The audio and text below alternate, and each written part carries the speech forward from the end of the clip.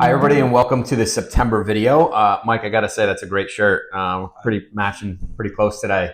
I hope everybody had a great summer and I can't believe it's already mid-September. This month we are gonna talk about the 5 smart money moves that you could make before year end. So I don't know if you want to kick us off, Mike, with any thoughts. It's the perfect time, right? I mean, you just finished up summer, you're getting back into the swing of things. If you have kids, they're going back to school, you have a little bit more time on your hands, hopefully.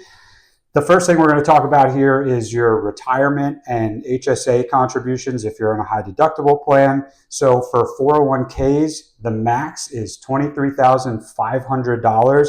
If you're over age 50, you can add another $7,500 on top. So check with payroll, check your pay statement, whatever you got to do to make sure that if you're capable of making those max contributions, that you're on track to do so. You could also contribute to a Roth IRA, which I know a lot of you know and are doing already. The max for that is $7,000.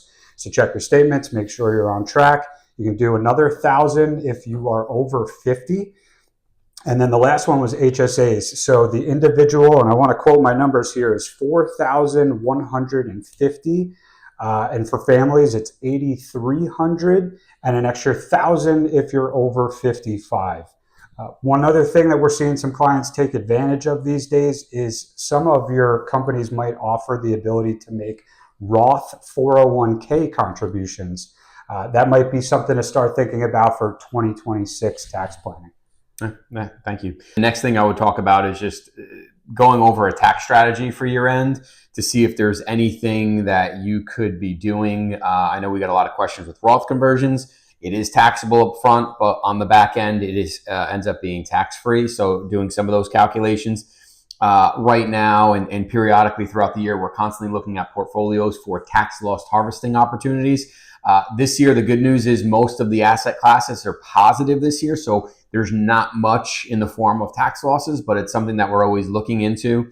And the other thing I would say is just making sure that did the one big beautiful bill change your taxes? That's going to have a larger impact heading into 2026, and make sure that you have no surprises on 2025. So that's what I would say, is just to review your tax situation. Definitely. The next item we have on the list is if you are coming up on 65, or if you're over 65, is Medicare, right? So we're seeing some people have issues with their supplements and things like that. So if you're 65 plus, you're already on Medicare, you might want to review. Open enrollment begins October 15th. So that's just a date to keep in mind.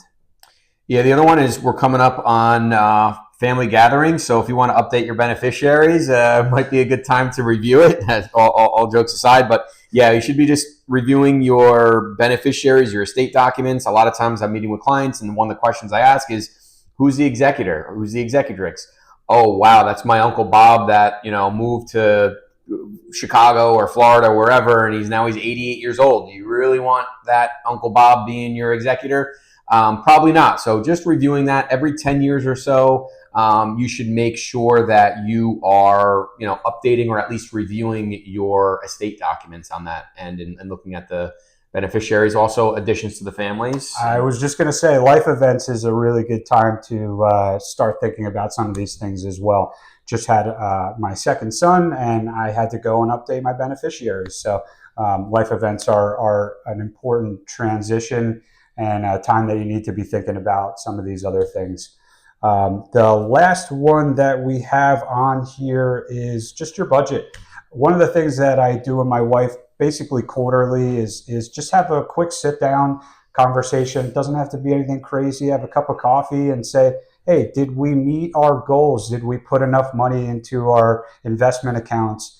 What do our expenses look like over the past couple of months? It's important to look in arrears, especially as we're getting towards year end here. So plan it, sit down, have a quick conversation. It doesn't have to be anything crazy, something high level, just making sure you're on track. Yeah, reviewing some of those memberships to make sure, hey, are you still using those that we're paying for? So that's it for us this month. If you guys have any questions, comments, reach out to us, and we'll see you next month. Thank you, guys.